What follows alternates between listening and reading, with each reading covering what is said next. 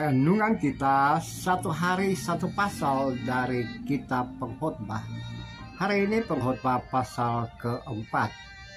Saya bagikan Pengkhotbah pasal 4 dalam dua bagian, yaitu pasal 1 sampai ke 6 dan besok pasal 4 ayat 7 sampai ke 16. Nah, dari pasal yang 4 ayat 1 sampai 6 ini luar biasa catatan dari pengkhotbah raja di Yerusalem pada masanya, pada masa itu. Ternyata pengkhotbah melihat bahwa ada penindasan di bawah matahari dalam interaksi dia. Dan di sini kita memperhatikan bahwa kemungkinan peristiwa yang terlihat dan yang terjadi ini jauh sebelum ia menjadi raja. Ya, kita tahu bahwa sang pengkhotbah adalah raja yang bijaksana dan mengambil keputusan dengan adil. Dan dia melihat situasi pada masa itu bahwa ada penindasan. Dan mereka yang tertindas tidak mampu berbuat apa-apa karena sang penindas itu memiliki kekuasaan, memiliki kuasa dan kekuasaan. Kemudian pengkhotbah juga melihat bahwa ada jerih payah yang sia-sia di bawah kolong langit usaha manusia.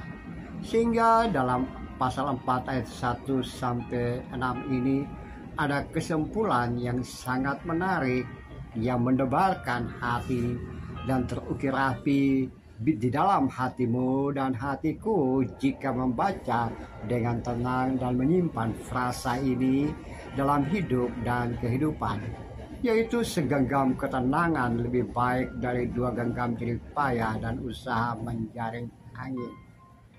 Saudara-saudara yang kekasih, saudara-saudara dalam Tuhan, saudara yang mengasihi Tuhan, dan saudara yang sebut saudara dalam kemanusiaan. Dalam konteks kekinian, kalau kita membawa frasa-frasa indah dari pengkhotbah pasal 4 ini, kita menemukan bahwa pada konteks kekinian juga terjadi penindasan. Banyak orang tertindas, terlupakan, dan tak mampu berbuat apa-apa karena mereka ditindas, mereka mengalami penindasan. Dan sang penindas itu adalah mereka yang mempunyai kuasa dan kekuasaan. Entah itu aparat negara, orang yang mempunyai uang, orang yang mempunyai kekuatan, dan mereka yang tertindas tidak mampu berseru apa-apa. Mereka pasrah, diam, dan semakin tersingkir dari lingkungan dan area hidup dan kehidupan. Ini terus-menerus terulang dan terulang di mana saja di bawah kolong langit ini. Sejak masa lalu hingga kekinian itu pun terjadi. Atau bisa saja kita adalah tangan-tangan yang ikut ambil bagian menindas orang lain, membuat orang lain terlupakan, tertindas, dan juga tersungkur dari dalam area hidup dan kehidupan. Penindas itu biasanya memiliki kuasa dan kekuasaan dan tangan kuat untuk melakukan banyak hal dalam rangka membuat orang lain termarginal. So, saudara-saudaraku yang kekasih, bergeraklah dari dalam hidup dan kehidupan kekinian. Berjuanglah agar tidak menciptakan orang-orang yang tertindas, menjadikan orang-orang yang tadinya terlupakan mengalami penindasan menjadi orang-orang yang kembali mampu mengaktualisasi dirinya dengan baik dan benar. Saudara-saudaraku yang kekasih, saudara-saudara yang mengasihi Tuhan. Dengan itu kita bisa melihat bahwa kebahagiaan orang-orang yang tertindas dan orang-orang yang mengalami penindasan sebetulnya semu, dan lebih baik orang-orang yang belum pernah ada, kata pengkhotbah. Saudara-saudaraku yang kekasih, coba kita memperhatikan baik-baik.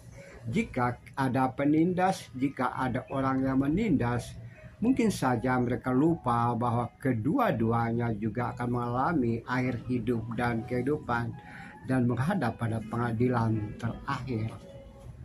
Sang penindas akan mengalami hukuman dari Allah.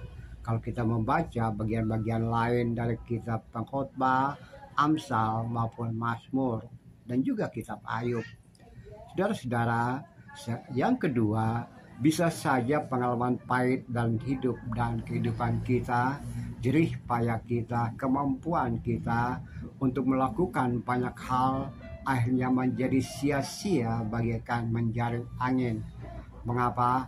Karena penindasan itu terjadi dan kita merasakan dampak dari perlakuan sang penindas terhadap dirimu dan diriku. Akhirnya orang hanya berkata dan dengan pelan dia berkata, semuanya sia-sia. Aku tidak mempunyai ketenangan, ketentraman dalam hidup dan kehidupan. Dampak yang lain, orang akan berseru dan mencari segenggam ketenangan. Dan itu lebih baik daripada jerih payah dan usaha yang lain yang berujung pada kesia-siaan. Pengkhotbah mengungkapkan tentang segenggam ketenangan lebih baik dari jerih payah dan usaha menjaring angin. So, saudara-saudaraku yang kekasih, jika engkau mempunyai kuasa, kekuasaan, dan berusaha dalam durasi hidup dan kehidupanmu, maka perhatikan baik-baik bahwa jangan melupakan mencari dan mengusahakan ketenangan, ketentraman, kesejahteraan bagi dirimu dan bagi sesama. Karena ketenangan, ketentraman, kesejahteraan itu lebih berharga dari apapun yang Anda temukan dan Anda dan saya miliki dalam hidup dan kehidupan.